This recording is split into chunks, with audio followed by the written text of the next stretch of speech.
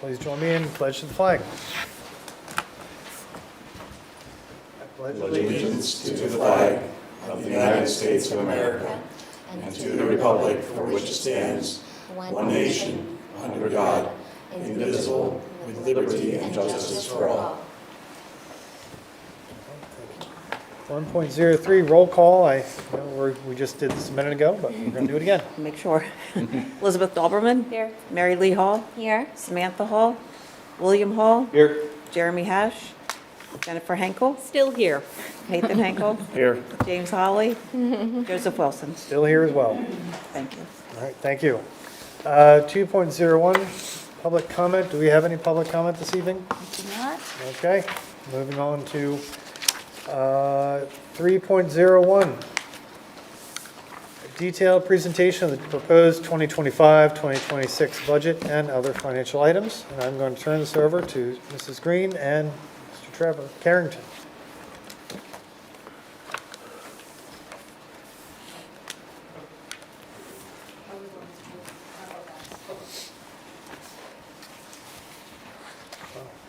You guys have a table set up? Well, usually we do, but since we have people in the audience, I don't want to have our backs to them, so we'll hang out over here.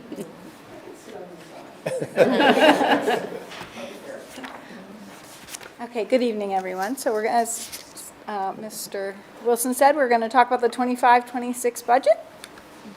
So we're going to start by looking at the timeline. So as you know, in November, we prepared a detailed preliminary budget presentation.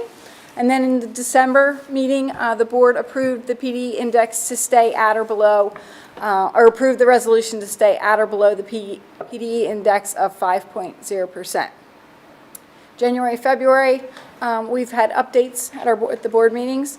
So now in March, we're giving an update to that November presentation with the goal to be in April to approve proposed 25-26 budget, and then in May to approve the final 25-26 budget. So that's really what our goal and timeline. So objectives for our presentation this evening. So we're going to first look at where we are now. So what's going on for the 24-25 budget. We're going to review changes to the budget since November, look at those major challenges and budget drivers going on in the district, prioritize our student needs and review enrollment. So as you know, we educate our students, and so we'll talk about what that looks like, understand where our revenue streams are coming from. New section we're going to talk about this year is explaining some areas of vulnerability for the future and things that are going to happen in the future. And then we, as I said, our goal and objective is to look at a consensus for a proposed budget to be approved at the April 10th meeting. So where are we now? So looking at revenues, one of the things you'll notice, our projection and our budget, we are up about $1.4 million from the budget to the projection. That's about a 2% increase. And I think you've heard me say in the past, we kind of look at 98%, both on the revenue and expense sides. It's a good place to be. Usually we get a little closer on revenues, but we'll talk about why it's about 2%. The one thing I'll point out for 24-25 projection, I did put a detailed paper together for the board, so we will be sending that out to you for your review, because we would be here really late tonight if we went through all of this. So I did put that paper together to kind of look at that. But we'll talk about some of the things this evening. So some of the areas for revenue, really looking at earned income tax and interest earnings. So you'll hear a lot about interest earnings tonight. That's really the two areas that make up that $554,000 that's over budget. State revenues, again, we'll talk about those new state funding streams that are there. That is a positive and one of the areas of vulnerability we'll talk about. And then overall, again, as I said, it's about a 2% change. Expenditures. So on the expenditure side, we are very close to budget. We're about $13,000 between budget to projection, so under by about $13,000. As you look at the paper that I put together, the one thing there is, so salaries are under budget. Benefits are pretty much closer to break even. And benefits are under because salaries are under, but then we had the health insurance piece. We'll talk about that more as we go through the presentation. We sent that additional $490,000 to Lincoln Benefit Trust. We also, the other big area, the transfers and other objects. So if you remember, the board approved the transfer in the winter to the Capital Reserve Fund of $1.7 million. That's offset by the extra debt service money we have in the phase-in and millage for future capital projects. So it's the net of those two is the transfers. So that's really what we're looking at. So again, pretty much break even on the expenditure side. So when we put it all together, this is where sometimes it gets a little confusing because we did better in revenues than we thought we were going to do. We did slightly better, kind of break even in expenditures, but we still had expenditures greater than our revenues by $1 million. We'll kind of let that sink in a little bit. And that's because when we budgeted, we actually budgeted to use $2.4 million in fund balance. So overall, the budget to project, and we're better by about $1.4 million, but we still used $1 million of fund balance. So again, that's confusing. That's why I put the paper together, because you got a lot of numbers going around and a lot of different pieces, parts. But really, at the end of the day, the thing we want to make sure everybody sees and understands is, even though we came in better on revenues, we actually still are using fund balance. And that's what we talk about, that danger a little bit of when you start to use fund balance and why you use fund balance. Okay, so now we're going to move into our budget summary, November to now. And so as we look at that, really the big thing on this screen to point out is that when we presented in November, remember our whole goal was to say, can we do it and stay within the index? And so at that point, we were using about $2.7 million of fund balance, and we had a deficit, and if we taxed to the 5% index, we said we're within $35,000, we can do it. So that was really the goal at that time. So between November and now, we have a reduction in the overall deficit of about $2 million. So we took that 4.7 down to 2.7. We're going to tell you how we walk through that. So the changes to the budget since November, there are several areas of change. We had some changes in rates or assumptions. So we reduced contingency, which we always start out with $400,000, and then we reduce it this time of the year to about $300,000. The retirement rate was certified. Again, we'll go into more detail what that looked like, and it was certified at a lower rate. So that was helpful. We did put an estimate in for basic education subsidy and special education subsidy. In November, we had not. And then we looked at some other subsidy changes. So that's number one. Number two, we had a change in staffing due to enrollment in staffing needs. So we'll talk about that, some of our changes there. And then number three is a big one. There's an elimination of our phase-in of millage for future building renovation needs. So we completely took that out of the budget. So that is a large amount of the change.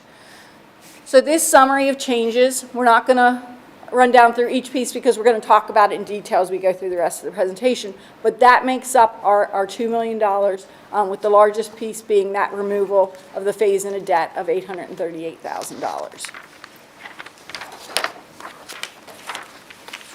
Okay, so kind of putting the whole 25-26 budget together, we have an increase to revenues about 2.63%, increase to expenditures of almost 3%. So that's really what the overall picture of it is, and now we'll walk through the details. So as we talk about every year, we'll remind everybody that we're a public service organization, so pretty much our budget is salary and benefits. It's our teachers, it's our professional staff, it's our other staff that are here to aid our students. So you're looking about 69% of the budget for salaries and benefits. Purchase services, about 17% of the rest of the budget. So that's the bulk of what we have.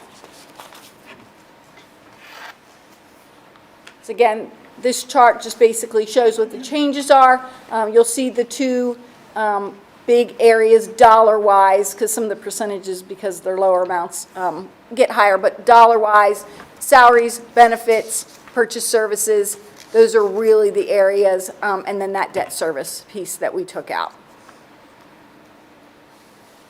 So we're going to start with the most important thing, our students and those that we educated. So we looked at this in two different ways, and it's really less about the numbers, more about the lines.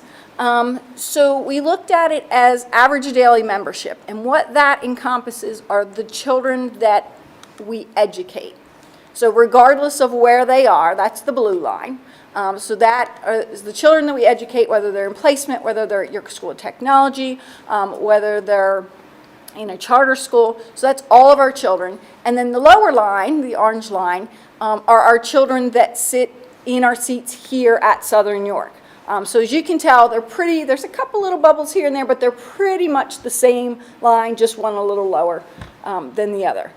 So that was kind of an interesting thing to look at. And you'll see we have the decline as we go down. They're pretty small numbers on the sides, but we do have the decline as we go down. The next thing, so as we talk about staffing, if we have less students, we obviously looking at where do we need staff. We always do that regardless, but especially in an area where we have a little bit of a decline here. Next thing we looked at, though, just again for this time frame, is we looked at enrollment projections from PDE. Now, you say to yourself, because we all did, if you look out to 2033-34, those children are not born yet. So how do we know? So you do have to take these charts with a little bit of a grain of salt because the children are not born yet. But we also want to look at any data points that we have. This is about as good as we have for looking at projections. So what we are looking at is it looks pretty stable for the areas of where the children are born and are here, but it is showing that uptick. So we'll keep a close eye on that, as we always do, on what's going on with our enrollment. So each year we go through a process of looking at class size and student needs from K to 12. We review and evaluate staffing. We look at classroom teachers, class sizes, special education teachers and supports, and other supports in classrooms throughout the district. We also look at our staffing compared to peers. For many years, we're pretty much on the line of average. We're slightly below at this point, and we know this is a 23-24 depiction because we don't have 24-25 yet. So the other thing, we look at all of the information, but we also compare it to the data to say, okay, where are we? We do feel if we look at 24-25, we're going to actually be a little on the lower side of the average. Our average is probably going to go down a little bit because of our enrollment decline for this year. So again, as we're looking at that, we're looking at each piece. So our recommendation based on student needs for next year is a reduction of 3 professional staff positions. We're going to continue to look at that as we do each and every year. We also do have built in so that if we would get a surge in enrollment that we are ready for that. We have contingency for that. That's what we use that for. As far as staffing changes, we also have the addition of the school safety and security coordinator position. So as we know, Mr. Leitzel started yesterday. And he's on board, but we did not have that position in the budget, so we had to add it for 25-26. And then the other piece we always point out whenever we're talking about staffing is any positions that we would not fill would be through attrition. We would not in any way lay anyone off or do any of those kinds of things. So overall, the salary increase in the budget is about 2.92%. Employee benefits for next year are increased by $1.2 million or 6.93%. 2 main drivers for that. One is the retirement contributions. Even though I said that rate went down from what it was in November when we presented, it's still an increase. And remember, with the retirement rate, it's a little tricky sometimes because it was 33.9% last year. And the actual rate for this year is 34%. So a lot of times people say, well, that's really not that much higher. But what you do is you take that rate for every salary dollar. So that 0.1% increase on the rate is applied to every salary dollar in the district. So it does equate to about $302,000. On the expense side, it's $302,000, but we do get 50% of that back on the revenue side. And then the other big increase in this area is health insurance.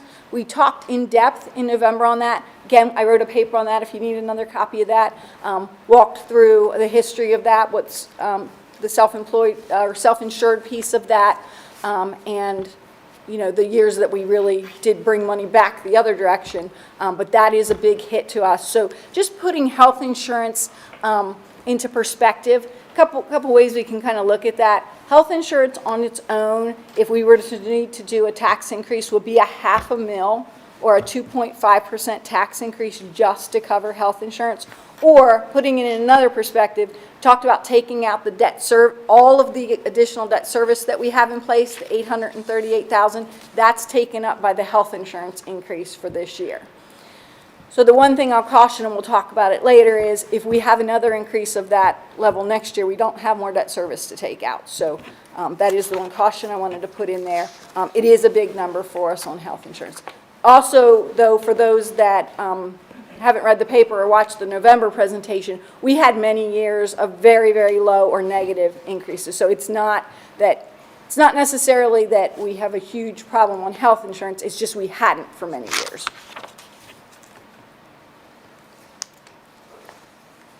So again, talking about the health insurance and walking through it, we had a 15% in 23-24. This year, 17%. This is another 15%.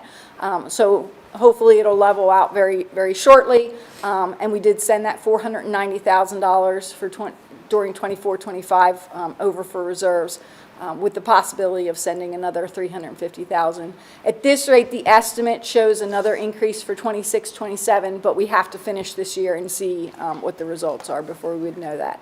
But the actual budget impact is about 15.53%. So as we walk through it again, if we have a 15% increase, why wouldn't it be 15%? Some of that's dependent on employee choices for what they choose for insurance.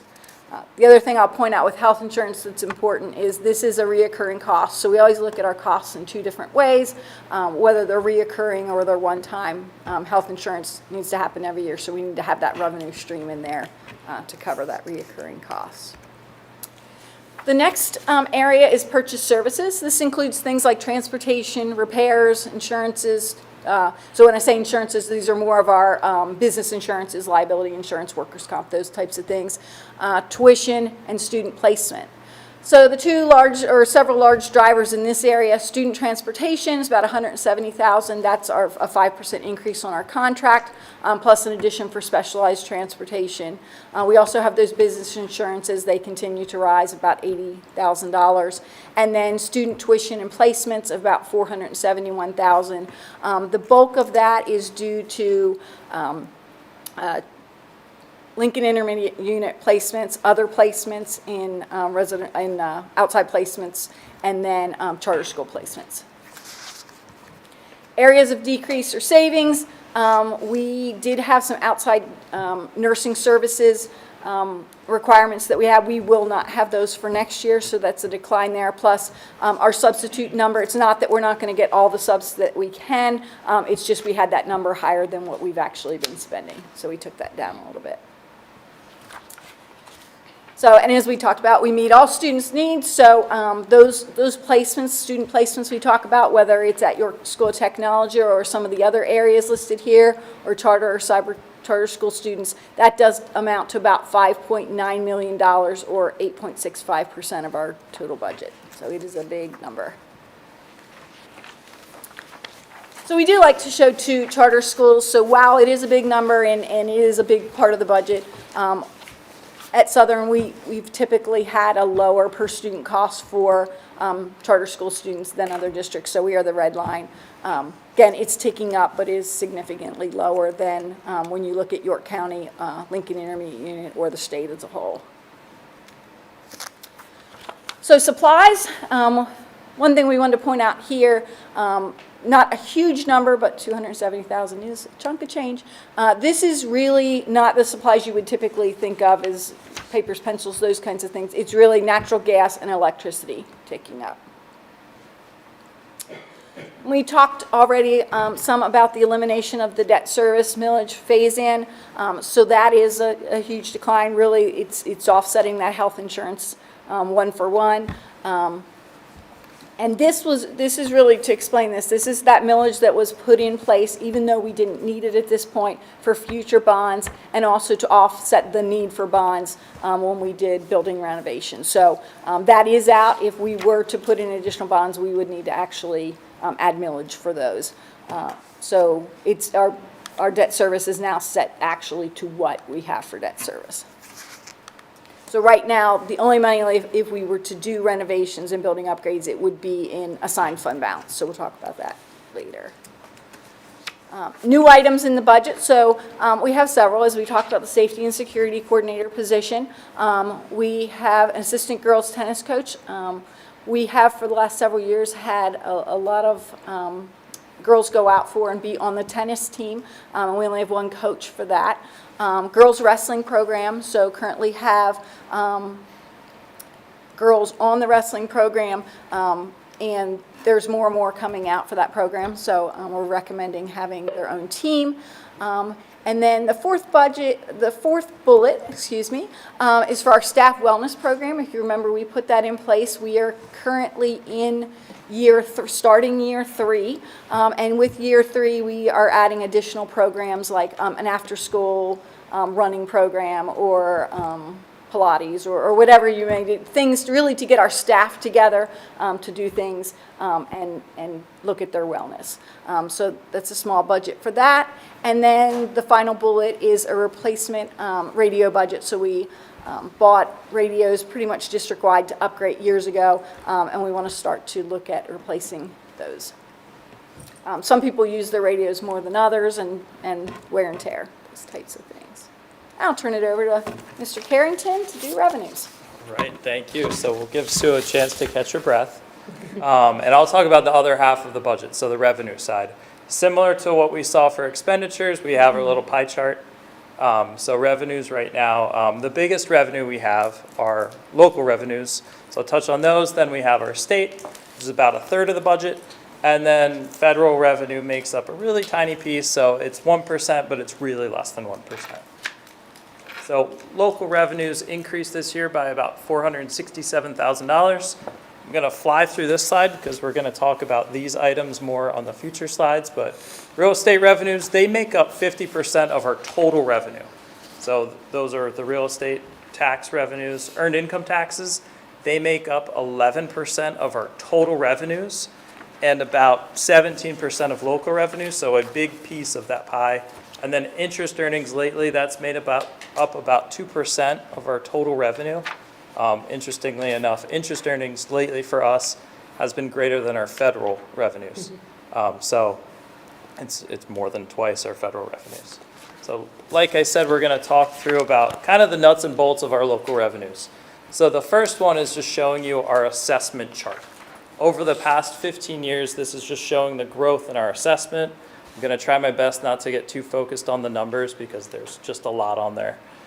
Really, what this is trying to show is that, yes, we have gone up in our assessment, but over the last several years, that little black line has actually been lower. To point out, we did not hit our assessment, so the budgeted assessment this year. We were actually short of that, so that little 24-25 dipped down. We were under that for the 24-25 year.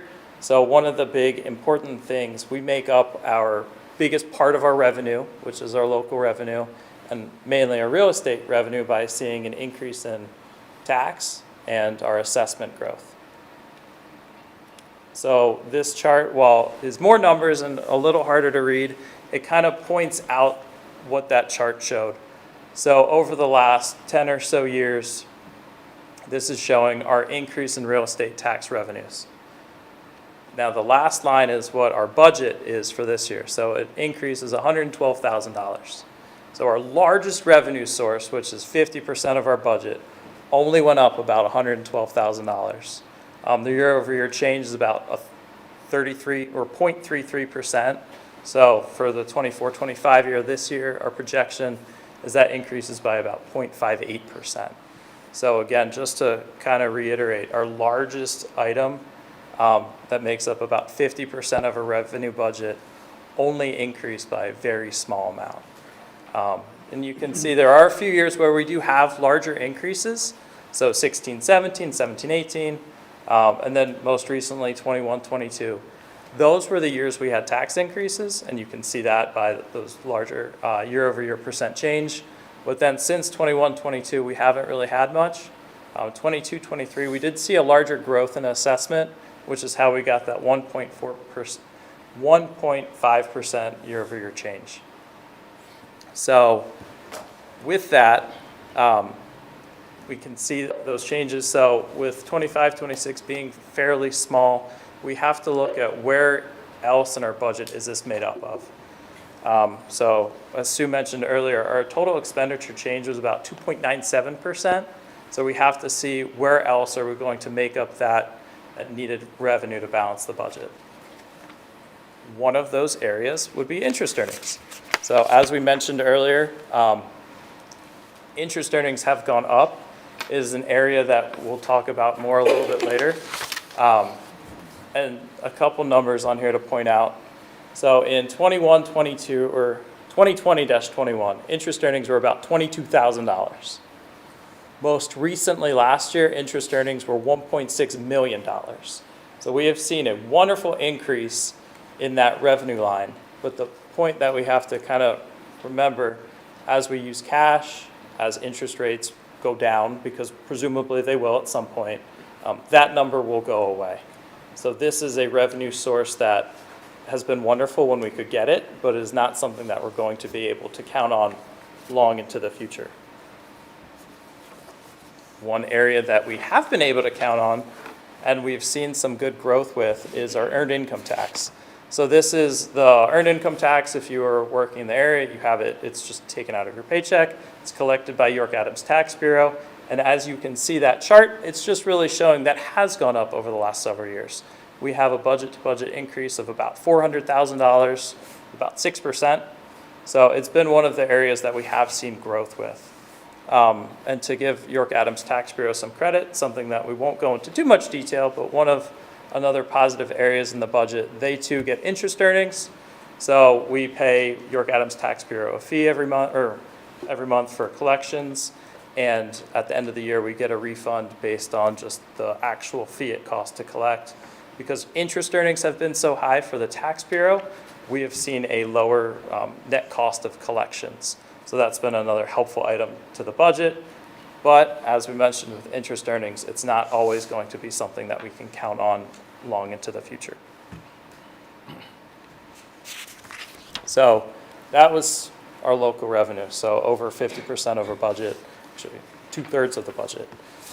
This is our state revenue, so the other main third of our revenue budget. Just to point out and give some background to the way the state budget works. This year we have it increasing about 1.3 million, or about 6% year over year. And to go through, so the governor's budget, he proposed that in February. This is just the first introduction to seeing what kind of he has in mind. Rarely does that budget match what the legislature kind of proposes or has in mind, and rarely is it approved timely. They kind of go back and forth. They don't operate on our time frame. We have to have our tax bills issued in July. Rarely, if ever, has that state budget been approved before our tax bills have been mailed. So what that does is create some uncertainty for our budget. Especially with the 24-25 budget year. So this year, the state kind of rolled out some new funding streams. There was charter school reimbursement, there was adequacy and tax equity funding, and again, we'll touch on these in the next slide. And then one thing that returned was PCCD safety grant funding. So that's been something that's been very positive. We've seen that over the last 2 or 3 years, and it's been a fairly regular amount, so some regularity there. Going through some of the state revenues and what assumptions we put in our budget. So basic education and special education funding, we put a 2% increase based on what we have received this year. And that 2% is just kind of in line with what we have seen over the last several years. There was Ready to Learn block grant funding. That's the adequacy funding. That was new this year.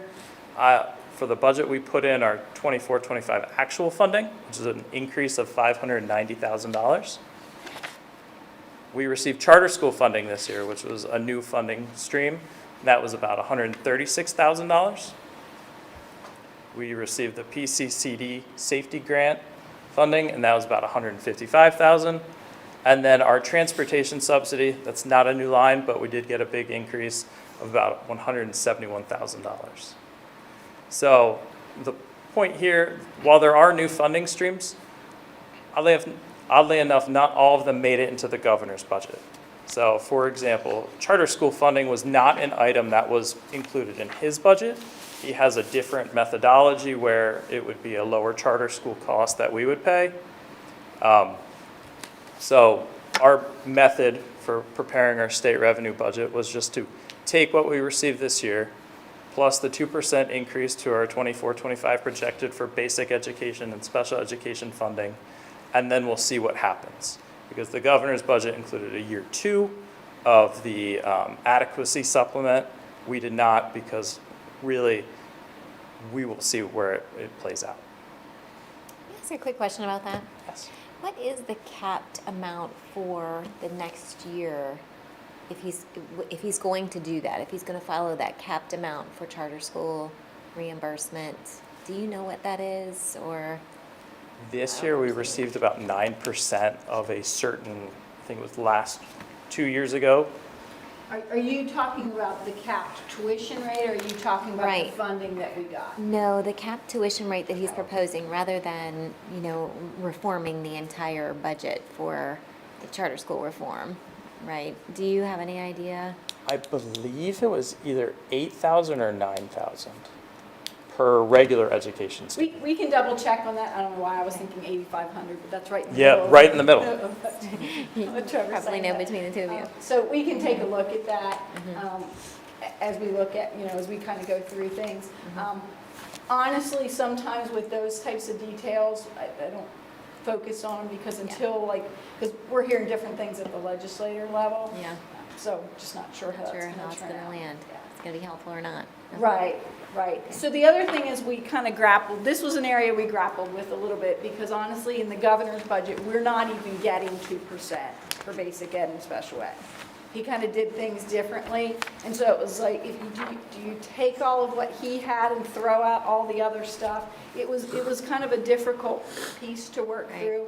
We found that typically if we use about a 2%, historically, we have not, there have been very few years, let me say it that way, that we've gotten less than 2%.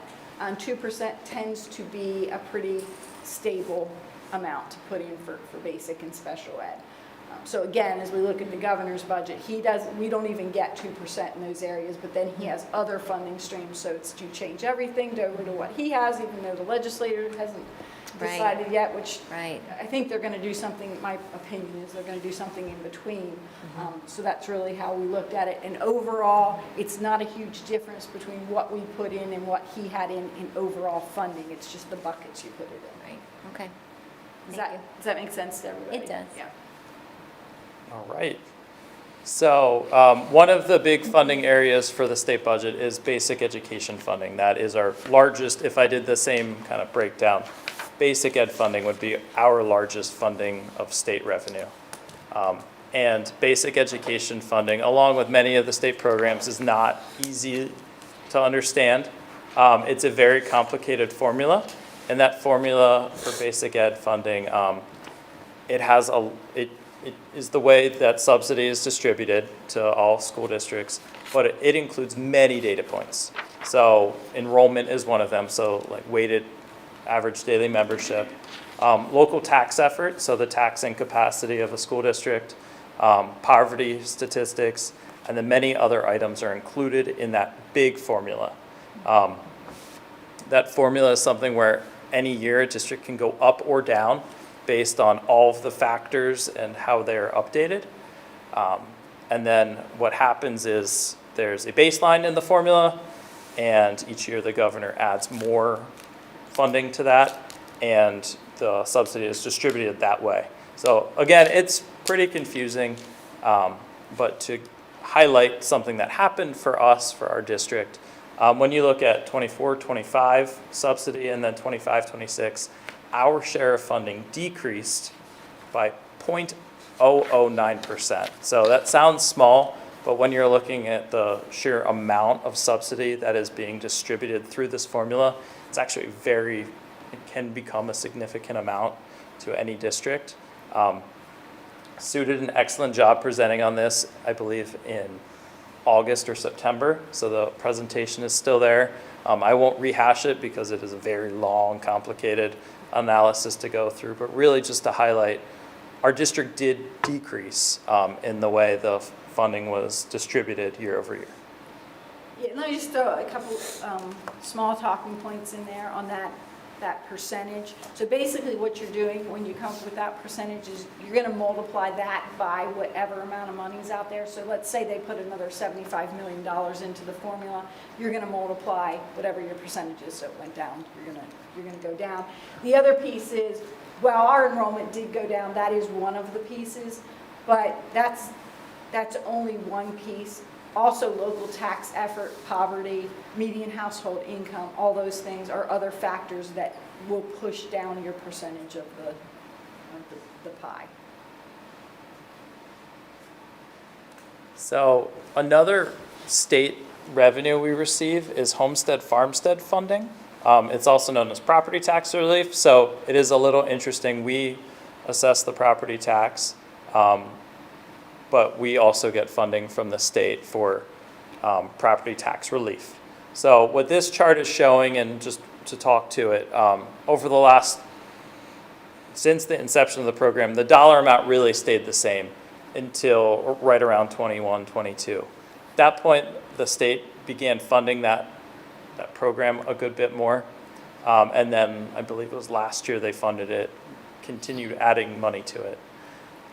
So what that means and how that kind of impacts us as a school district, those dollars help us reduce our property taxes, and it distributes more to our qualifying homeowners. So over the last 4 years, if you were a qualifying homeowner in Southern York County School District, and by qualifying that means you have a homestead or a farmstead, you actually would have seen a reduction in your property taxes by about $91. That is aided by the fact that we haven't raised taxes through that period. But again, it's just a way that our homeowners and residents have actually seen a reduction in their property taxes over the last 4 years. And then, as I mentioned, we have a third piece to our little pie. We have our federal revenue. That decreased by $114,000. We expected that. That was just the ending of the ESSER funds, a 20% reduction. And what you can really see here is that we had our blip from ESSER funding. We had our plan. We knew exactly what we were planning on doing. We wanted to make sure there was no hole. So we were prepared for all of this, and we had many presentations about our use of the funds.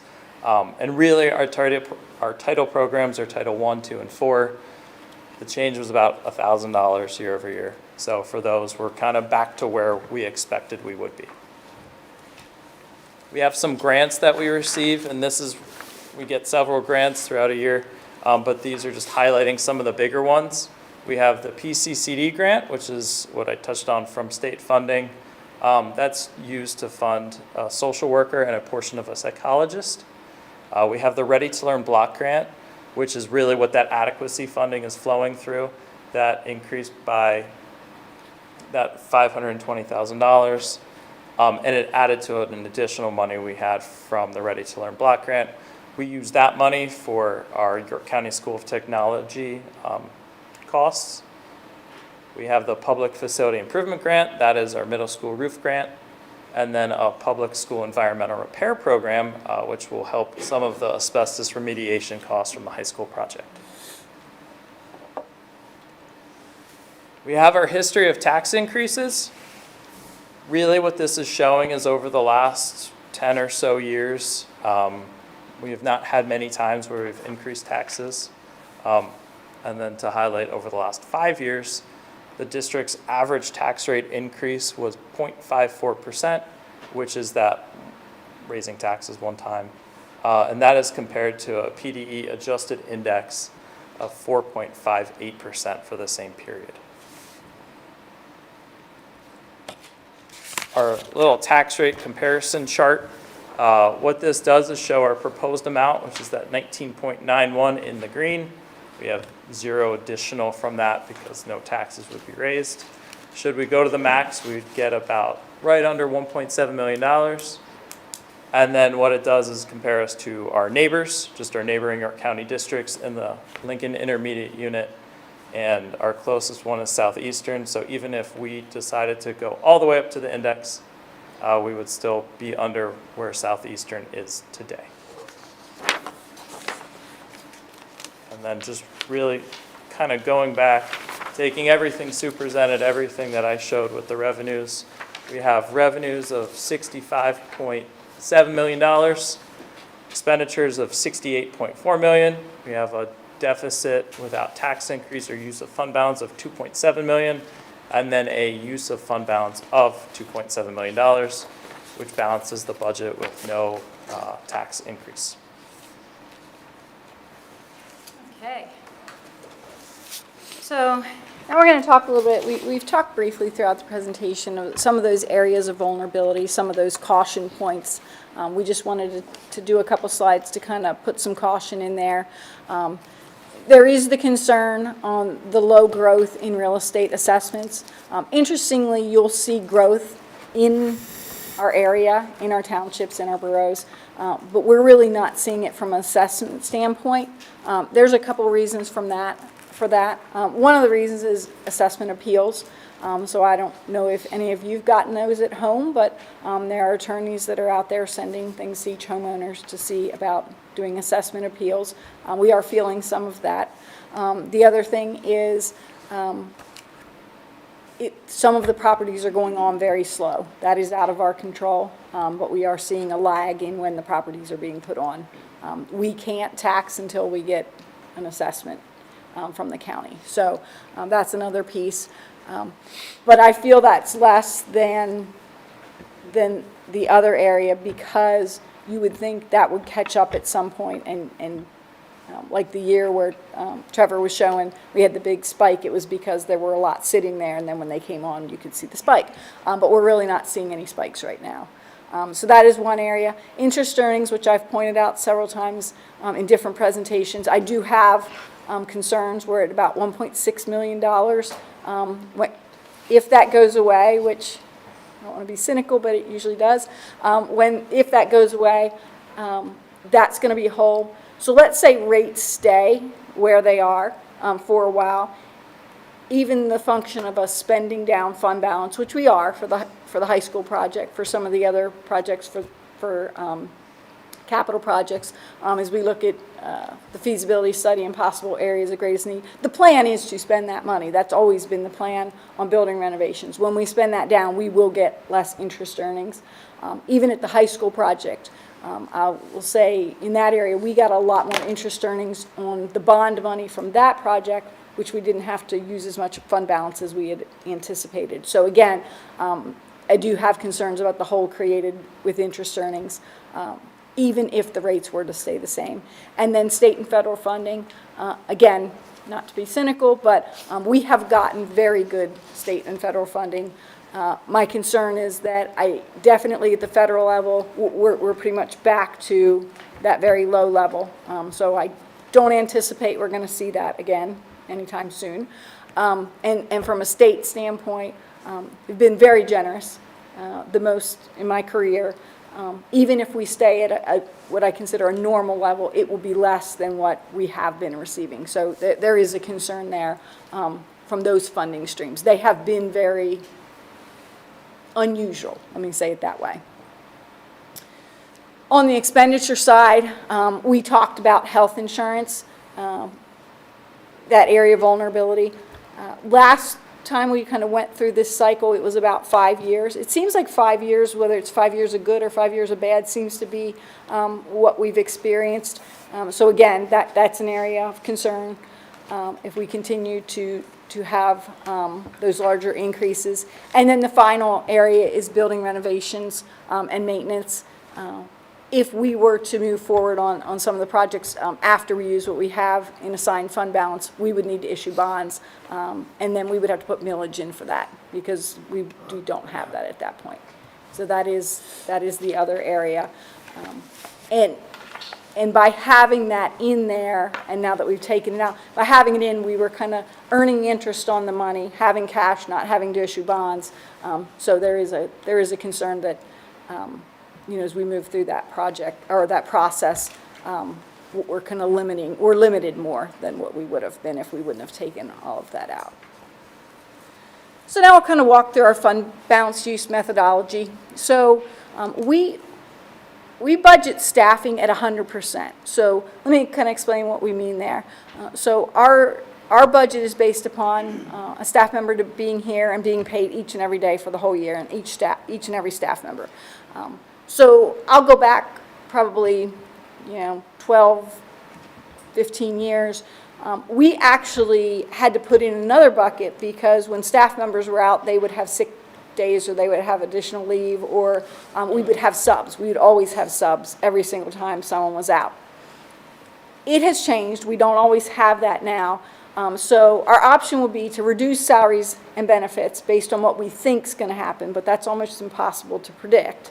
Or we can budget additional fund balance, knowing that we may not spend 100% of salaries and benefits. That's what we've opted to do. We've definitely seen a stabilizing effect and more of what I consider normal amount of salaries and benefits this year over what we have the last 3 or 4 years. And I think we all understand things are getting back to normal. We have most of our positions filled all the time.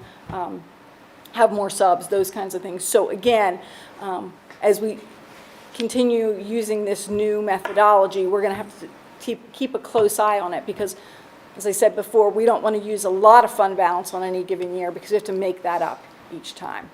So right now the methodology is 1% of revenues and 3% of expenditures, not to exceed $2.7 million. So that's what we have budgeted. So as we walk through fund balance, and we roll it forward, fund balance at the end of last year was about $30 million. As we talked about early in the presentation, we anticipate to use about $1 million of it for 24-25. We still have through this year to pay out about $3 million for the high school project. Some of it's paid out, but we're rolling it forward from June 30th. So that would leave us fund balance as of June 30th, 2025 of about $26 million. So as we break that down, we have the budget deficit that we've been talking about, the $2.7 million for 25-26. So we have to take that out of there. We have the sewer project that we know we've been working on. And we have about $1.2 million for that. We have the assignment for Lincoln Benefit Trust for next year because, again, it's anticipated we may need that. And then we have assignment for future capital projects of $18 million, leaving unassigned fund balance, and that is a mathematical, between those last two numbers, that's a mathematical calculation, that 5% of fund balance is in board policy, that we keep 5% of unassigned fund balance. So then, very quickly, each presentation we do, we always talk about other funds in the district. You can see them listed there. The largest one being capital reserve. That money is all assigned for particular projects and includes the $1.7 million. They're all as of June 30th except for capital reserve because we had made that transfer during this year. So we want to make sure to show that cash, but we just show each of our funds. This is all of the money in the district. So budget next steps, we talked about that at the beginning. April 10th, we're asking for approval of a proposed budget. Just a reminder that we would not that we have a tax increase in here, but we would not set a tax rate or do anything like that at April. You never do, you only do that at one meeting. The budgets can change between April and May. They can go up, they can go down, anything can change between April and May. I always point that out because you never know what might happen in the world between those two dates. But basically then in May, it would be final approval of the budget. We would set the tax rate. We would determine the homestead farmstead amount based upon what the state sends us. And the importance of that is that allows us to get our tax bills out by July 1st and get that money flowing again to earn those interest earnings for the district. So questions? Please, I have one question. Thank you so much for breaking it all down. Wonderful to hear all of those details. On page 7, when you're talking about meeting all the student needs, York County School of Technology. So they just completed a feasibility study to either expand their footprint or modify the way the setup is within the school for classrooms to accommodate for 400 more students because they have a 600 student wait list. That is going to be at a tremendous cost. That wasn't estimated yet, but is that something that is shared between all the school districts that bring children into York Technology? And I also asked a question of them as far as partnering, because of course our facilities are now up and running for some professions, but what they're telling us is that you have to be specifically certified from the state that other school districts cannot obtain. Only York School of Technology can, in order to offer these programs. So of course, wanting to keep those students in-house that are seeking certifications that are recognized by the state, I would like to see that more than, growing the student population at York Tech. But at the same time, what does that look like for our budget projection when they're in a feasibility study, they have their results, and they're kind of deciding what they're going to do? Would that, of course, that's not going to happen within the next year, but would you have any information regarding that and how you would plan for something like that? So typically when that happens, so I've been involved 2 or 3 times over the years when that happened, typically they would bring that proposal forward and each of the boards would have to vote on that. So what that would look like, and then they would do an estimate of which each district would be required to pay. Typically, it's a very interesting, unless something's changed, which I don't believe it has, it's based upon your market value aid ratio in the district, not the number of students that you send. So Liz is nodding. Again, from our standpoint, it's really about that market value aid ratio. So we'd have to see what that generates. Yeah. The one thing that's not existent right now that has been in the past, they would get Plan-Con funding, but of course that's not existent. But we'd have to look, are they eligible for any of the facility improvement money? So all those things play into it. I imagine it's going to be a fairly lengthy process to kind of work through all that and get Oh, approvals. for sure. It's just in the beginning processes now, but it just certainly lend to those questions of, what does that mean for our district future financially? And Dr. Bryson, if I could ask you a follow-up question with that, doesn't actually have to do with the budget you're just for good. a moment. But do you know anything about certifications and how that looks for our district as opposed to York Tech? Engineering, culinary?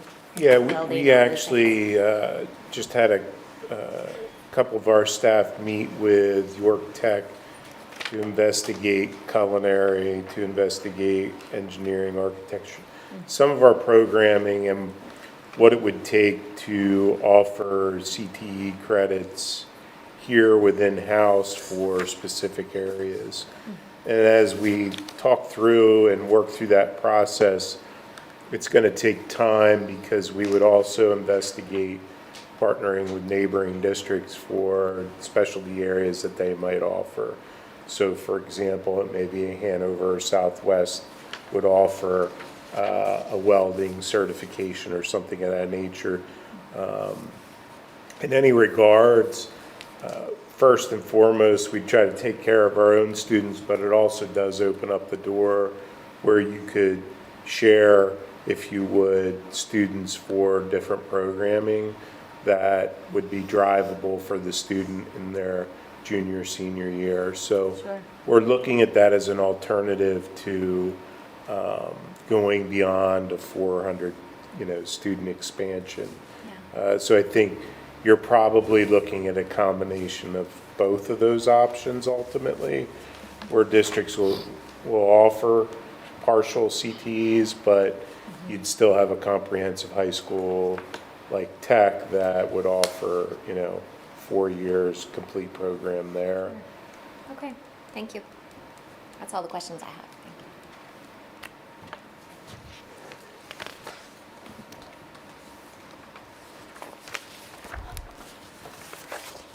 you. Anybody have any other questions? No? Okay. Thank you very much, Mrs. Green. Thank you, Mr. Carrington. I'm sure more questions will come from reading. Okay, so let's see. Item 3.02, I believe we covered the budget development timeline during the presentation, so. Agenda item 3.03, other items of business, I have none. Does anybody else have any? No?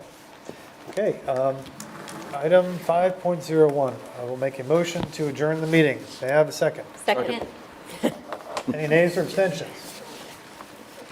Hearing none, motion passes. We are adjourned.